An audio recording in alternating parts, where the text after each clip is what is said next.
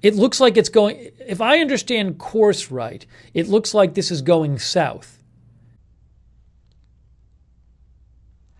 It looks like it's going, if I understand course right, it looks like this is going south.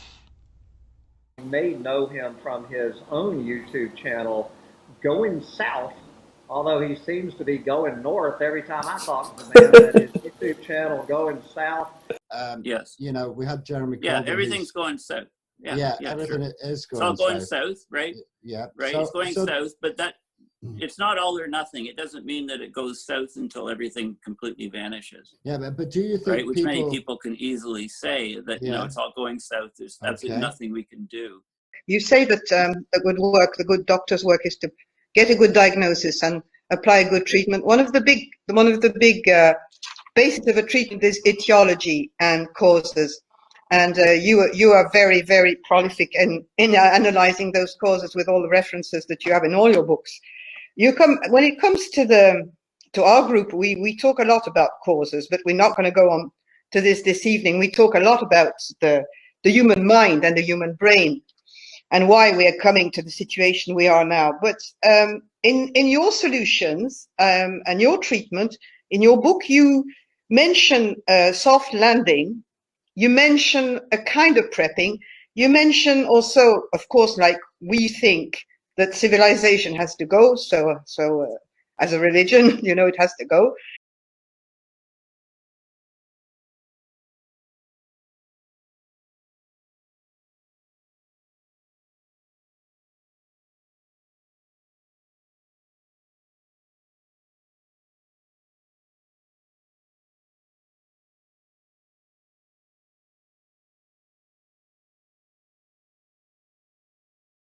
I would like to hear your voice on this. What have you to say about soft landing, about solutions? Well, the first thing about soft landing is it ain't gonna happen. Um, every cell in my body wants for it to, and technically, technically, we could if we were approaching this. This is one of the things that really frustrates the sort of scientific part of me is that if we were using our cleverness to figure out ways to have a soft landing, then I think there are all sorts of technical things we could do that could be actually pretty helpful. But since energy use is continuing to go up every year, the technical things are being put to the wrong end. Um, and a fun example from the book is that, and if you want, I can go get you some, and you can see the little mealworms. I have 15 little containers of mealworms, shoebox-sized containers of mealworms, because I love insects, and I read maybe 10 years ago that mealworms, darkling beetles, can digest styrofoam. And I thought, well, that'll be fun. So I just bought some that otherwise would have been fed to lizards. And I feed them lettuce because they need some water.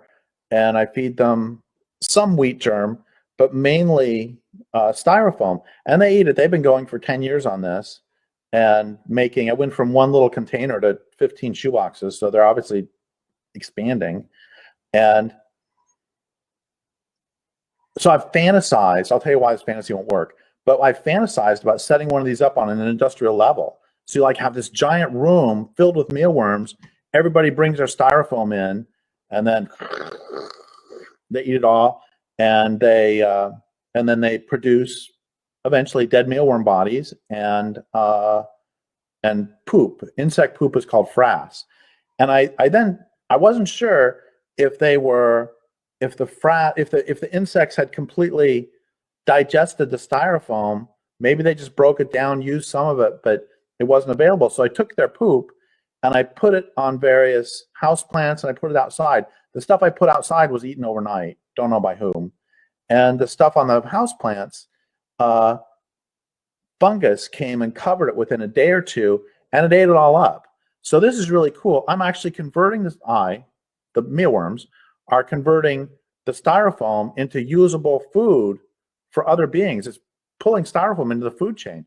Makes me so happy. And then I read that, as with all animals, about 80% of the carbon that they ingest is actually exhaled as carbon dioxide. Same thing happens with you. You eat, a bunch of lettuce or a bunch of steak. It doesn't matter. You eat carbon. Most of it comes out of your mouth as carbon dioxide, 80%. And so actually what I'm really doing is converting styrofoam into atmospheric carbon. Shoot. Which doesn't alter the fact. So then I had this other idea just a week ago. What happens if you put this industrial size styrofoam conversion factory consisting of mealworms? What if you put it in with a room full of plants? Then the plants are converting it back. So my point is that if we were trying for a soft landing, it would be really fun, I think, to figure out technical ways that we could attempt to decrease the harm that's being done while, humans slowly step down their harm. But it ain't going to happen. And the reason it's like in the book, we talk about solutions to overpopulation, which primarily consist of giving women absolute reproductive freedom, because right now 50% of the children in the world are either unplanned or unwanted. And they found that simply teaching little girls to read gives them enough,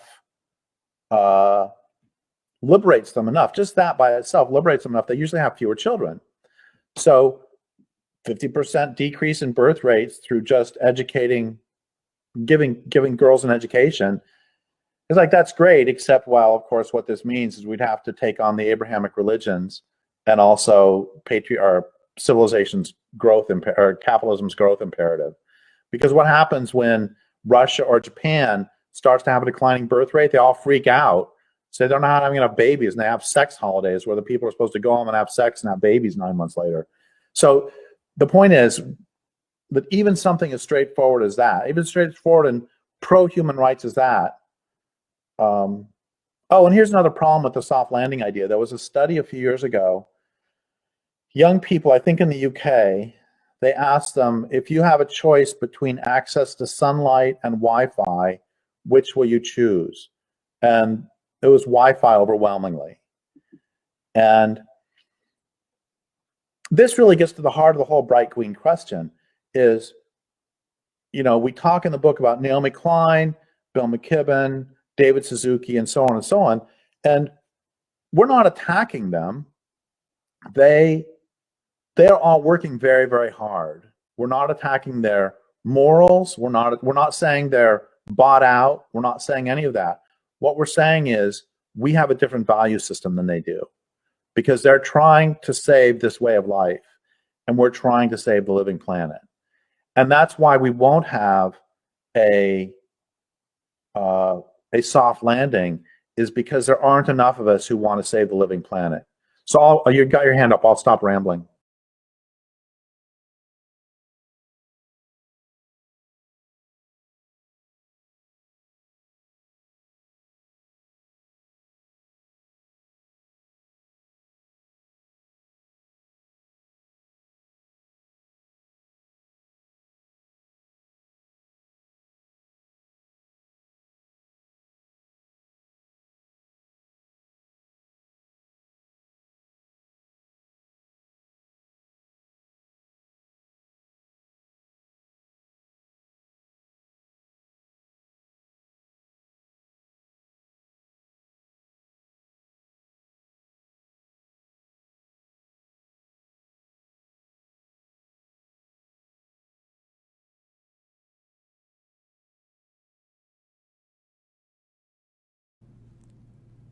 It looks like it's going, if I understand course right, it looks like this is going south.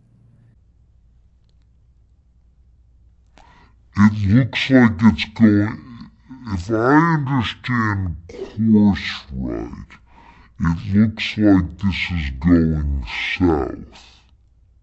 You may know him from his own YouTube channel, Going South, although he seems to be going north every time I talk to the man. That his YouTube channel, Going South. Yes. You know, we had Jeremy Yeah, Corbyn, everything's who's- going south. Yeah, yeah, yeah, everything sure. is It's all going going south. south, right? Yeah, Right. so- It's going so- south, but that it's not all or nothing. It doesn't mean that it goes south until everything completely vanishes. Yeah, but do you think Right, which many people? people can easily say that you know Yeah. it's all going south. There's absolutely Okay. nothing we can do.